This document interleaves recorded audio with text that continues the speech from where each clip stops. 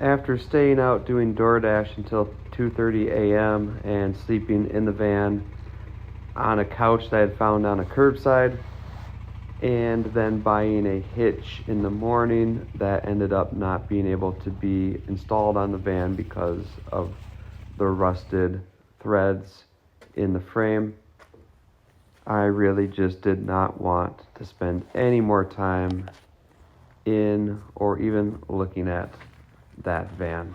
I had also purchased the previous day 4 tires on rims, thinking that they were the right bolt pattern for my van, but I was wrong.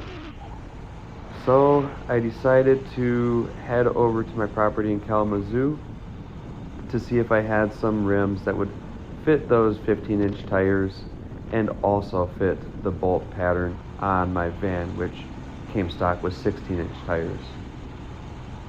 But even as I headed over to Kalamazoo, things just didn't seem to be falling into place very well. First, the road that I normally would have used was closed, and actually even before that I realized that I had forgotten to reinstall the mirrors on my motorcycle after transporting it in the minivan. So I went back for the mirrors, and then I headed back out. The road was still closed, and I had to work my way over on unknown dirt roads to get back on track, which actually ended up being kind of nice because it was a beautiful day. At least I wasn't driving in a van, and it felt like a good day for a motorcycle ride in the countryside. Still, it felt like everything was just somehow working against me in one way or another.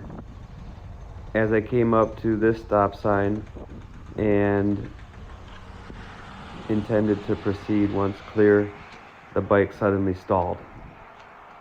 Are you kidding me? Every single thing. I got it started again after kicking it down into neutral. This bike will not start unless it's in neutral. It's a Honda Matic and the first automatic motorcycle I've ever had, although it's not truly automatic. It does shift between high and low range with a foot lever, just like any motorcycle shifts. The only difference is that there's only 2 gears that you choose from. Anyway, coincidentally, as I was pulling up to this location, I saw somebody putting a van up for sale right here. I had to look back on this afterwards, but the van only has 140 some thousand miles on it, but it's very rusty. Asking price just over $3,000, approximately the combined value of my van, my minivan, and my motorcycle together. I have not yet called on this van.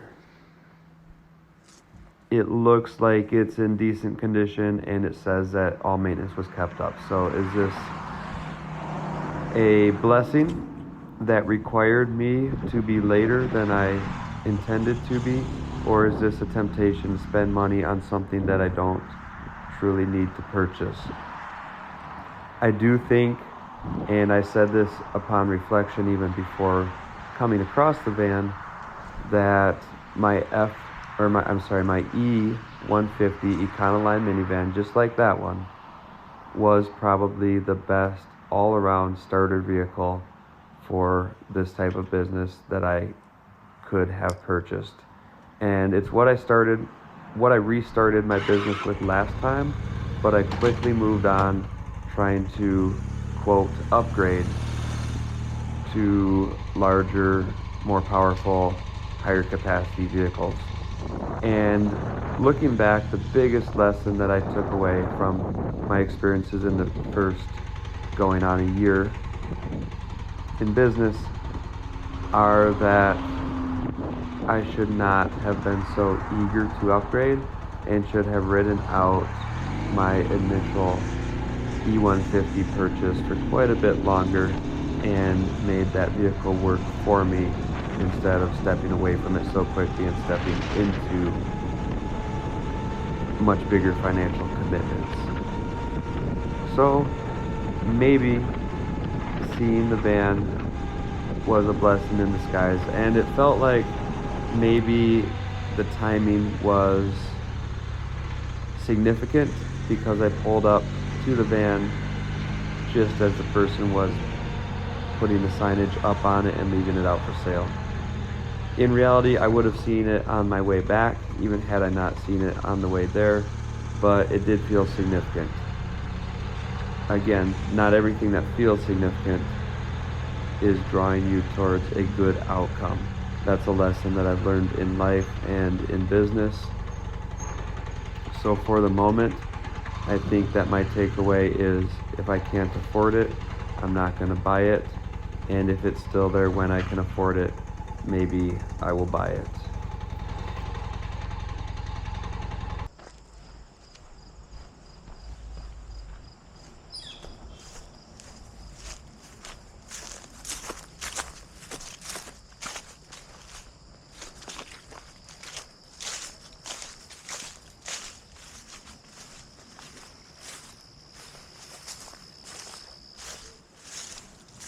To be clear, I never had any intention of trying to transport any rims back on my motorcycle. I had a feeling that this was going to be a fruitless search. This property came with a lot of tires and rims already on the property when I purchased it, and I've added a few more myself since then, but I could not think of any set of 4 15-inch tires and rims. So I decided to just ride my motorcycle out to basically get away for a little bit and focus mostly on the ride, because I didn't want to spend the fuel and the time sitting in the van to go out and check, but I thought it was worth giving it a shot. As it turned out, I was correct. There were no tires and rims, or there were no rims that would work for my needs on the property. And I rode back. I was still tired of sitting on the motorcycle, but I would have been even more tired of sitting in the van had I taken it. And I was able to enjoy a good portion of the ride back. The fall colors were truly beautiful. I got to see some roads I'd never been on, and another very strange coincidence happened.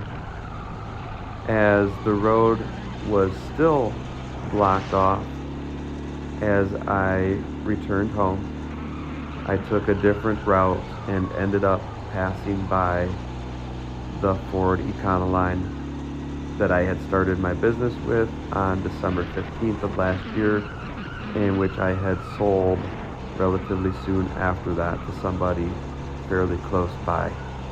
So it all felt a little bit significant. That moment is not captured on film because I wasn't filming anymore at that point, but it felt a little bit strange and significant, but I don't know exactly what to make of it. Although I did resolve to put some feelers out there for selling both the motorcycle and the van, neither of which I've made any significant effort to sell. But knowing that the sale of those two things would put me in the ballpark to buy a relatively nice, well-maintained, low-mileage E150, which seems like overall a better utilitarian vehicle than anything I currently have, I decided to go ahead and make that effort. So I'll close out the video here. Thank you for watching. Again, this is just a few days into a restart with a minivan after losing both of the previous vehicles that I'd been using to mechanical failure. So thanks for watching. Feel free to follow along on the journey, and I'll do my best to keep everything updated and get a video with my business exploits out there for every day that I'm doing stuff as much as possible. Alright, there is more to the story for this day. when I got home, I had a commitment to go sell 4 tires to somebody locally. And these were 4 tires that came on the Toyota Corolla when I purchased it in Alaska. They had some significant weather cracking, which is why I changed them out as soon as I could. But they were some pretty awesome snow tires. So the people who bought it ended up having some sort of 1960s American-made, somewhat obscure American-made car that took these 13-inch tires, which I am about to pull out of this little trailer here. And then I also brought an old archery target to sell to another buyer who was going to meet me at the same location at the same time. The other buyer never showed up, but the person buying these tires happened to see the target and said, "Hey, what are you going to do with that?" And I said, "Sell it to you if you want it." So I sold that to him for $10 in addition to the $10 per tire, which came out to a total of $50 and made me feel like I had at least recouped a little bit of the money that I had spent unnecessarily the previous day.